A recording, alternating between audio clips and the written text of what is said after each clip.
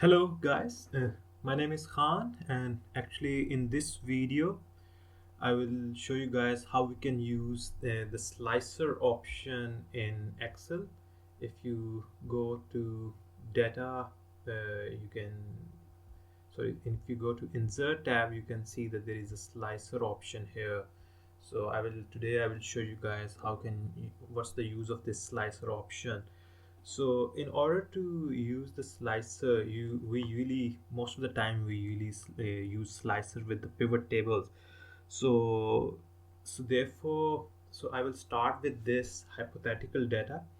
So as I said that in my video related to the pivot tables and also for slicer, it's always necessary to go to your data and give a good look to it, that is it looking in a proper shape. So I usually recommend that all the variable names should be in the first row, and there shouldn't be any blank rows with the data. Otherwise Excel may think that the data table is finishing, suppose in this case at the row number 7. So therefore I will remove these blank rows. And it's also recommended that suppose price, which is a variable which should be numeric, it should have all numeric characters in it. Sometimes because of the data entry issue, we sometimes enter some alphabets in these kind of variable. So it's better to go through the data and make sure the data is in the right shape. So this is the hypothetical data I have. So first what I will do, I will make some pivot tables, and then I will trying to implement slicer over it. So then you will get a chance to see what slicers are doing and how a slicer option make our life easy. So I will go to sheet 2, and then I will insert pivot table, and then I will select my data.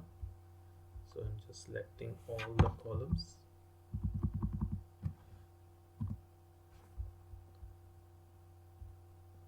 Okay, so the first graph I want to make is that I want uh,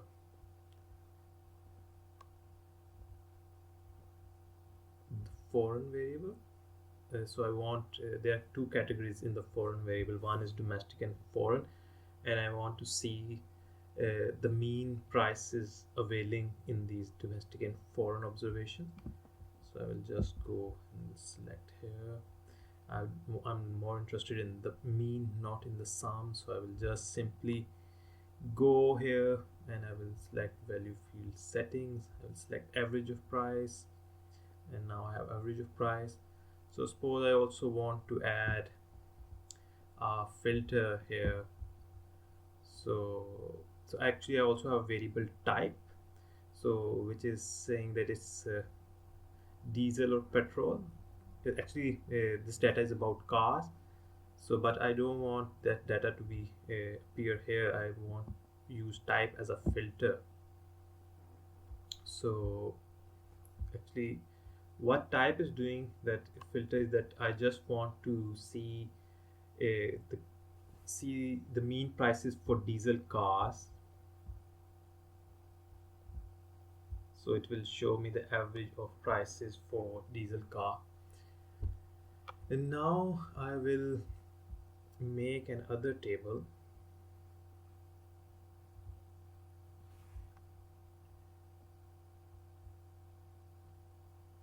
So this is whatever I'm doing is actually trying to relate in the end slices. So I'm doing another second pivot table, and I will select all the data again.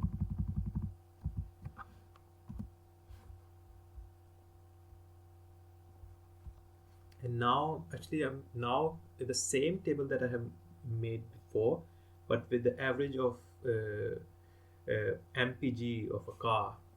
So I will select again foreign, then I will select mpg.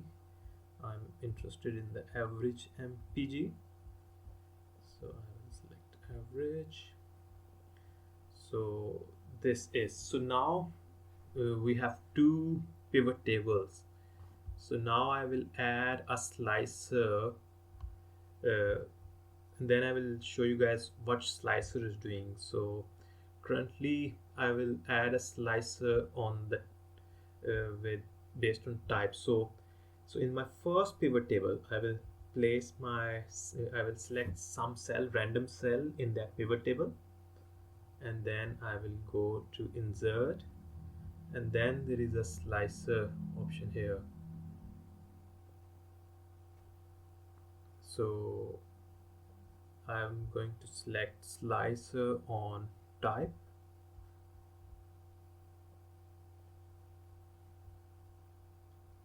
So now I will show you guys that what slicer is doing. So if I select petrol, it's showing me only the average of prices for the petrol cars. But as you can see that overall in that pivot table we also have a filter which is also doing the same thing. So what's slicer is adding up? The first thing slicer is adding up, it's having a more better outlook than this filter which is in the pivot table. And the second thing I will show you guys that very important with the slicer is that you can connect slicer with the other pivot tables. So suppose if I select this table, pivot table now, and if I go to insert,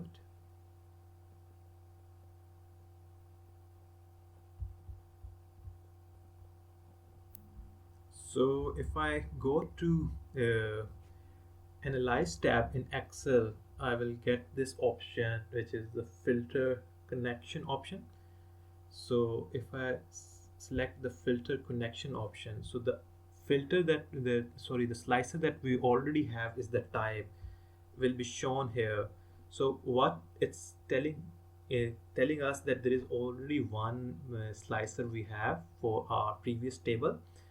Do you want to connect your this table, the second table, with the slicer that you have for the first table? And if you said yes, if you select it and then press OK, then both tables will get connected. So once you will select diesel, your both table stats will get adjusted. But and this is the important thing about the slicer is that and it differentiates the slicer from this filter option within the pivot table, that it allows you to control two or three or maybe more than that tables based on your needs. So this is the one of the most important thing about the slicer is. So now the other thing that I will show you guys that uh, based on these pivot tables you can also insert graphs, and you can insert one graph here, and I will show you guys the more important thing about the slicer is that I'm going to insert another graph for the second pivot table.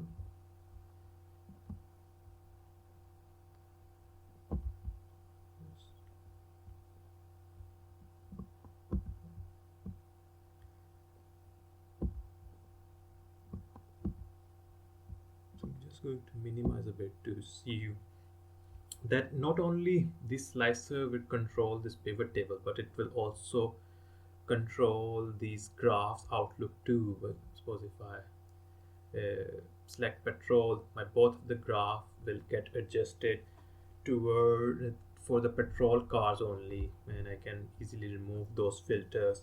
And another important thing about this slicer is that you can easily copy this slicer and you can move it to a new sheet. You can place it there, it will still active. You can copy these graphs, and then you can move it to another sheet, and if you do it here again, it will still controlling you. So slicer gives you a So based on Slicer, you can make very beautiful dashboards for the users, and instead of and it's a kind of a starting point where you can build more complex dashboards. So and actually this video is all about slices, and I think you can also play around more with the slices. uh, Thank you for watching this video.